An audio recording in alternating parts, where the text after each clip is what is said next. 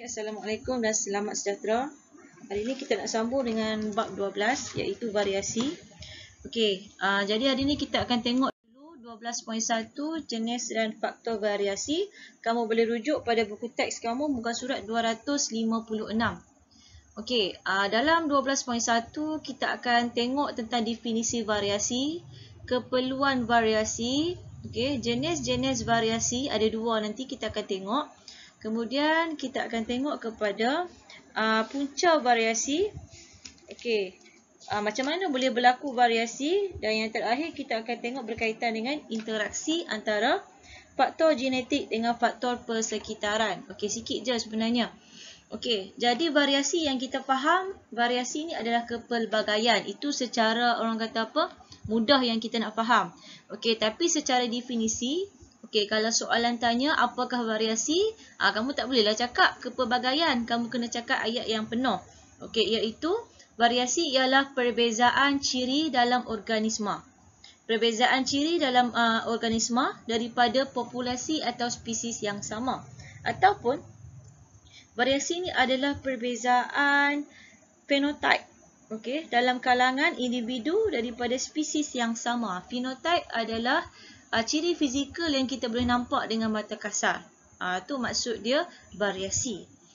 Kenapa perlunya variasi? Yang pertama, untuk membolehkan alam semula jadi memilih sifat-sifat baik. Dan juga menyingkirkan sifat yang tidak bersesuaian. Jadi kita dapat pastikan hanya ciri-ciri yang baik sahaja dikekalkan dalam sesuatu spesies. Ini keperluan variasi. Kenapa kita perlu ada variasi?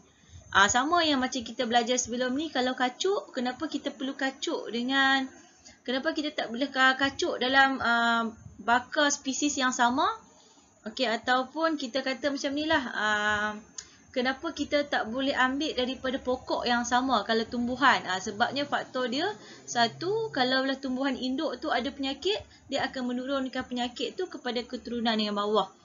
Jadi tak ada variasi. Sebab tu kita kena kacuk pula dengan variasi yang lain. Kemudian yang kedua, menjamin kemandirian spesies. Apabila keadaan di persekitaran berubah. Ada spesies, sesetengah spesies, dia boleh berevolusi mengikut kepada perubahan persekitaran. Sebab apa dia boleh berevolusi? Evolusi tu maksudnya dia boleh berubah. Berubah apabila keadaan tu berubah untuk kemandirian spesies memastikan dia boleh survive, dia boleh hidup. Yang ketiga, membenarkan pembiakan silang antara spesies untuk membentuk spesies yang baharu. Jadi dia akan, tak adalah tadi kalau daripada spesies yang sama ataupun daripada tumbuhan bakar yang sama, dia tidak akan memwujudkan kepelbagaian. Jadi kalau kita buat pembiakan silang antara spesies, boleh membentuk spesies baharu yang mana dia lebih kuat lah, lebih berdaya tahan penyakit dan sebagainya. Kita nak tengok perbezaan. Dua jenis variasi. Kita ada dua jenis variasi. Variasi selanjar. Yang pertama. Yang kedua kita ada variasi tak selanjar. Yang ni cikgu terus kepada buku teks kamu. Muka surat 260. Sebab benda yang sama apa yang diterang dekat muka surat 258 dengan 259 tu kamu boleh baca sendiri. Sebenarnya sama saja. Kita tengok persamaannya. Persamaan yang pertama, dia ada satu saja persamaan. Yang mana kedua-dua variasi menunjukkan perbezaan ciri dalam kalangan individu spesies yang sama. Dia menunjukkan perbezaan ciri. Perbezaan dia yang pertama. Kita nak tengok daripada, yang pertama kita nak tengok ciri dia. Untuk variasi selanjar, perbezaan ciri yang tidak ketara. Selanjar tidak ketara. Maksudnya macam ni lah. Tidaklah berapa orang kata nampak perbezaan dia sangat. Tapi dia masih lagi berbeza. Macam mana tu? Nanti kita akan tengok contoh. Yang kedua, kalau variasi tak selanjar ni, dia perbezaan ciri yang jelas dan ketara. Memang kita boleh nampak dia adalah berbeza. sangat jelas. Okey, itu perbezaan dia yang pertama. Yang kedua, untuk variasi selanjar, okey, ciri perantaraan. Ciri perantaraan untuk variasi selanjar, dia ada terdapat ciri-ciri perantaraan. Okey, maksud dia macam ni lah. Okey, dia ada ciri berada di mana-mana julat di antara dua ekstrim. Maksudnya, kalau kita ada dua ekstrim, satu ekstrim rendah, okey, satu ekstrim rendah, satu ekstrim tinggi. Yang ni paling rendah, yang ni paling tinggi. Okey, dia ada ciri-ciri perantaraan. Dia ada tinggi sikit, lebih tinggi sikit, lebih tinggi sikit. Contoh macam ketinggian lah. Kalau kita tengok ketinggian, kita tak boleh kelaskan saja kepada tinggi dan rendah. Sebab ada ciri-ciri di antara dia. Kan? Nanti kita akan tengok. Inilah ciri-ciri di antara dia, kamu boleh nampak. Kalau ketinggian ni kamu boleh nampak di antara paling rendah dengan paling tinggi. Ada pula dah di antaranya berapa. Okey. Jadi, kalau untuk variasi tak selanjar pula, okey, dia tidak terdapat ciri-ciri perantaraan. Okey, dia tak adalah di antaranya. Kalau darah A je lah. Darah A, darah B, darah AB, darah O. Sebab tu dia lebih jelas dan juga ketara. Okey, kalau untuk variasi selanjar, okey, dia akan ditunjukkan melalui graf berbentuk taburan normal. Ataupun kita panggil graf lengkung taburan normal yang juga dipanggil sebagai bentuk loceng. Dia bentuk loceng. Tapi kalau variasi tak selanjar, graf normal berbentuk diskrit. Macam ni. Okey, biasanya dia berbentuk bar berasingan. Ni kita panggil bar berasingan. Okey, kemudian yang keempat, perbezaan dia. Untuk variasi selanjar, dia dikawal oleh banyak gen. Kalau variasi tak selanjar, ciri dikawal oleh satu gen sahaja. Okey. Kemudian, yang seterusnya, yang kelima, variasi selanjar dipengaruhi oleh faktor persekitaran. Dia boleh dipengaruhi oleh faktor persekitaran. Tapi kalau yang ini, variasi tak selanjar tidak dipengaruhi oleh faktor persekitaran. Tak kisahlah macam mana keadaan dia. Okey, variasi tak selanjar ni tidak akan berubah. Contohlah cikgu bagi ya. Kalau di sini kita nampak ketinggian. Ketinggian ni dia boleh berubah disebabkan oleh faktor persekitaran. Contoh apa yang boleh mengubah dia? Okey, mungkin pengambilan diet dia. Kalau kita mengambil daripada kecil, kita mengambil kalsium yang secukupnya yang diperlukan, mungkin ketinggian kita berbeza sikit dengan orang yang mengambil, dengan adik-beradik kita yang lain yang kurang mengambil kalsium. Tu maksud dia. Okey, tapi kalau darah ni, tak kisahlah macam mana keadaan dia, diet ke dan sebagainya, darah kamu tidak akan berubah lah. Kalau kamu dapat darah A daripada kecil, sampai bila-bila kamu berdarah A. Okey, tu maksud dia. Okey, kemudian kita juga, okey, untuk variasi selanjar boleh diukur atau kita namakan sebagai kuantitatif. Bila boleh diukur, maksudnya dia ada unit lah. Sama ada sentimeter, meter, kaki, gram, kilogram. Okey, itu adalah kuantiti yang boleh diukur. Okey, tapi kalau variasi tak selanjar, kita tak boleh diukur. Dia adalah sesuatu yang kualitatif. Kita nak ukur apa yang darah A ni, kita tak boleh ukur. Okey, jadi itu maksud dia. Okey, kemudian kita nak... Okey, contoh tadi cikgu bagi variasi selanjar. Variasi selanjar. Contoh dia ketinggian, berat badan, warna kulit, lilitan dada. Okey, yang ini semua boleh dipengaruhi oleh faktor fizikal yang kita tengok tadi ya. Kalau contoh variasi tak selanjar, okey, contoh dia kebolehan menggulung lidah, warna mata, pola cap jari, jenis cuping telinga, dia tidak boleh dipengaruhi oleh faktor fizikal. Okey, cuba kamu tengok yang ini ya. Antara berikut yang manakah contoh variasi selanjar? Apa contoh variasi selanjar? Yang mana yang boleh dipengaruhi oleh faktor persekitaran? Bentuk cuping telinga ke? Warna mata ke? Kebolehan menggulung lidah ke? Ataupun kepintaran? Kamu pilihlah. Okey, jawapan dia apa? Kalau jawapan yang betul adalah D, kepintaran. Okey, kepintaran ni dia boleh berubah, dia boleh dipengaruhi oleh faktor fizikal. Okey, yang mana selain daripada itu, okey, dalam populasi manusia ni dia ada julat yang luas untuk menilai kepintaran seseorang. Dia ada pelbagai ukuran lah, kita nak ukur dia pandai ke tak pandai ke. Okey, sebab tu kepintaran dimasukkan dalam contoh variasi selanjar.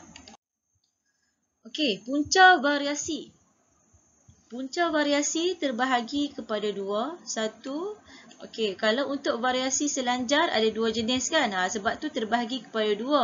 Untuk variasi selanjar, biasa memang dia akan dipengaruhi oleh faktor persekitaran yang kita bincang tadi.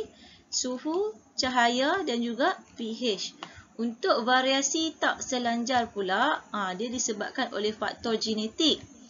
Pindah silang, penyusunan bebas kromosom, persenyawaan rawak dan juga mutasi.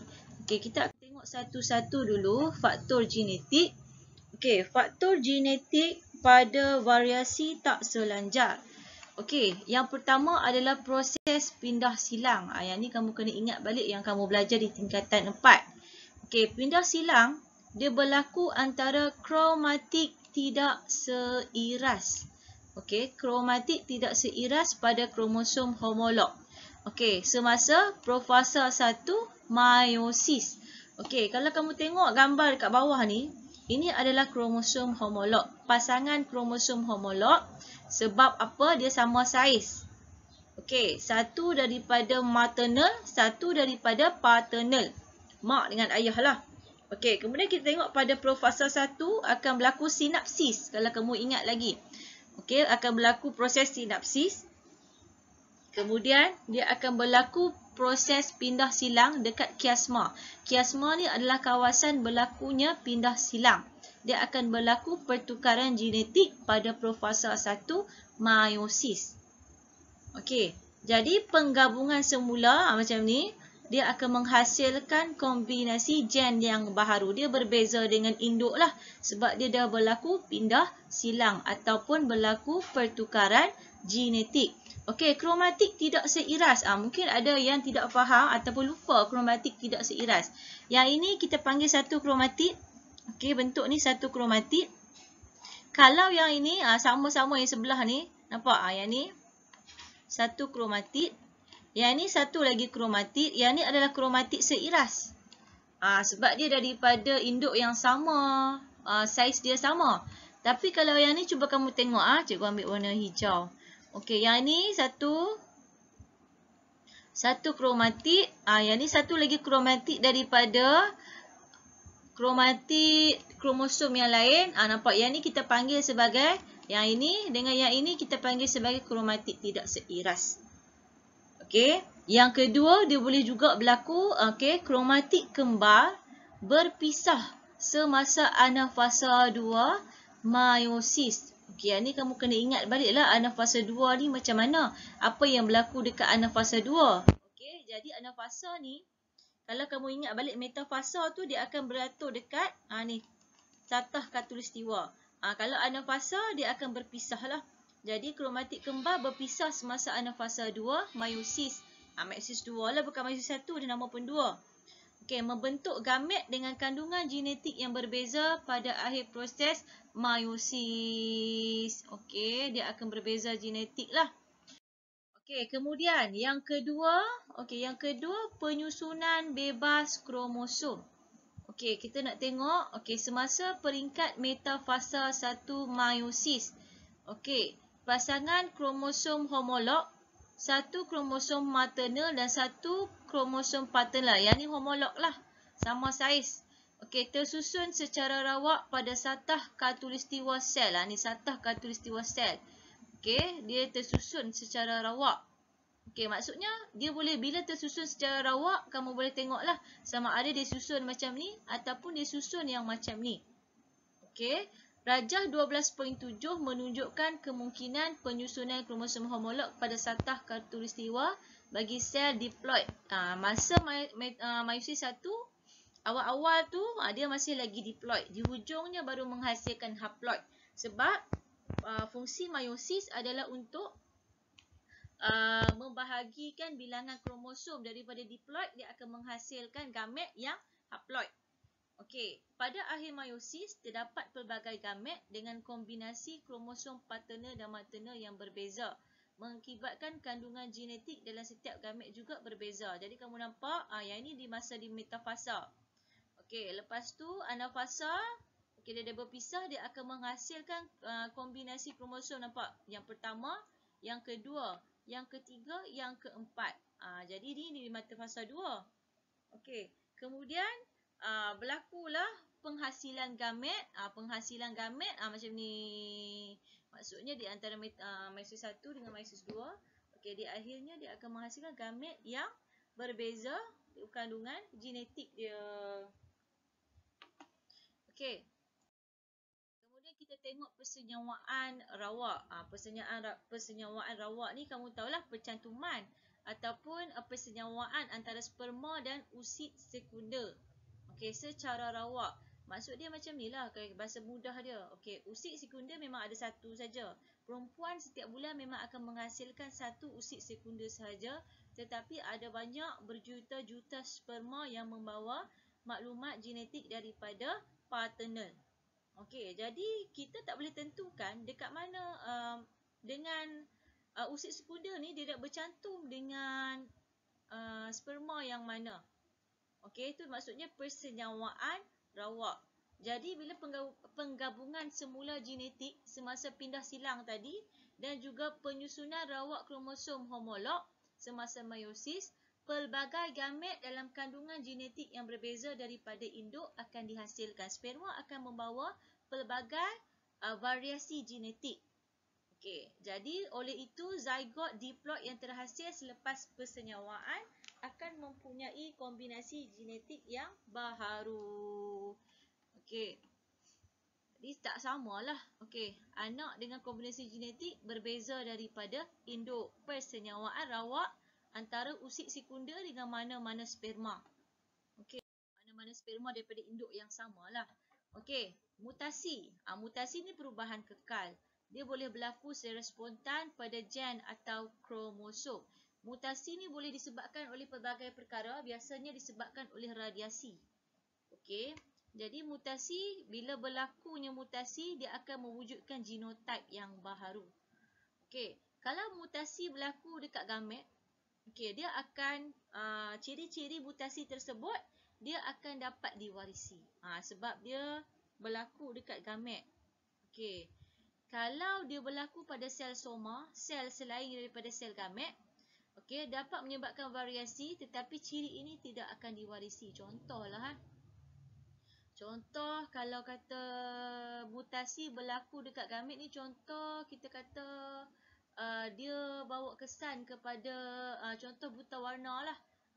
Berlaku mutasi yang menyebabkan buta warna, penyakit bawaan seks tu, yang sex link tu. Okey, jadi dia akan menyebabkan keturunan di bawah-bawahnya juga akan mendapat penyakit buta warna. Tapi kalaulah, okey, kalau dia berlaku dekat sel soma, contoh berlaku kecacatan secara fizikal, okey, dia tidak akan diturunkanlah kepada generasi seterusnya. Okey, faktor persekitaran pula ada 3. Yang ni senang juga nak faham. Yang ni berlaku pada variasi apa tadi? Okey, dia berlaku kepada variasi selanjar. Okey, variasi selanjar boleh dipengaruhi oleh pH tanah. Contoh kalau bunga ni, sebab apa dia boleh berbeza warna? Disebabkan perbezaan pH tanah. Okey, kalau kamu tengok di sini warna, kalau tanah berasid, dia akan menghasilkan bunga warna biru. Yang ni asid. Bunga warna biru. Kalau warna merah jambu, dalam keadaan tanah alkali. Okey, ni untuk bunga hydrangea. Okey, kalau suhu pula, kalau kamu tengok, okey, dia bagi contoh kucing Siam. Okey, kucing Siam mewarisi gen yang menghasilkan enzim pigmen gelap bagi warna bulu. Okey, enzim ini hanya berfungsi pada suhu yang kurang daripada suhu badan. Bahagian badan kucing Siam yang mempunyai kawasan bersuhu rendah ialah telinga, muka, ekor dan tapak tangan. Sebab tu bahagian-bahagian ni dia berwarna gelap. Okey, kalau kita nak tengok cahaya pula, cahaya ni kita boleh kaitkan dengan manusia lah. Okey, cahaya matahari dapat mengubah warna kulit. Okey, orang yang sering berada di bawah cahaya matahari yang terdedah secara teruk lah. Okey, dia akan menyebabkan perubahan pada tona kulit dia. Okey, sebab itulah kadang-kadang kita tengok mungkin asal dia masa kecil dulu dia putih. Tapi bila dah berubah, dah dewasa, dia bekerja, okey, lama-lama dia punya tona kulit dia jadi gelap. Okey, jadi sebab apa? Sebab UV tu akan merosakkan pigmen melanin pada kulit yang terdedah. Okey, sebab itu lebih banyak pigmen melanin yang terhasil menyebabkan kulit menjadi lebih gelap. Okey, yang terakhir, kita nak tengok interaksi antara faktor genetik dengan faktor persekitaran. Okey, yang ini kamu boleh tengoklah pada muka surat 264. Okey.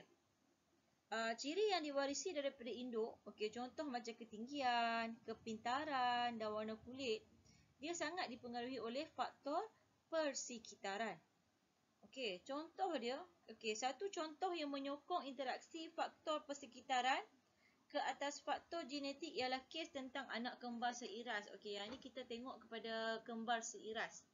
Okey, kita nak tengok bagaimana faktor genetik dipengaruhi oleh faktor persekitaran. Okey, contoh, J dan K, pasangan kembar seiras. Okey, mempunyai genotype obesity yang sama. Maksudnya dia dapat daripada keluarga lah.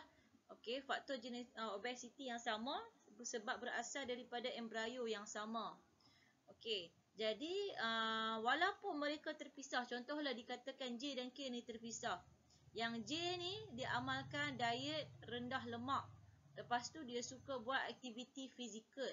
Kalau K ni pula dia tak diet. K tak diet, dia makan ikut suka dia, senaman pun tidak. Okey, selepas 18 tahun kita nampak walaupun dia kembar seiras, tapi K ni dia boleh menunjukkan yang dia ada gen obesity tu. Okey, dia boleh mengalami obesity. Kalau J pula, okey, dia boleh memiliki berat badan yang ideal. Okey, sama jugalah macam orang yang kecil manis keturunan tu.